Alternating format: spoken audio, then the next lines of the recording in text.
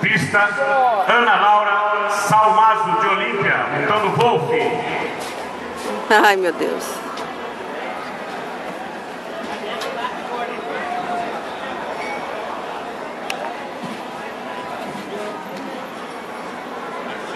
Doutor, acho que tem um cara do seu lado fazendo sombra aí, não está atrapalhando, não?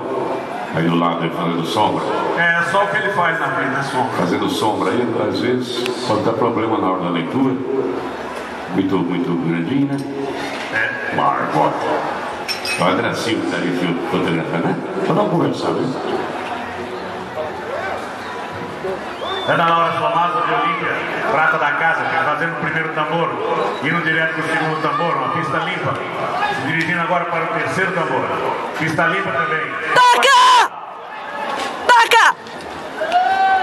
Tempo da competidora, 15,679. Aí, garoto.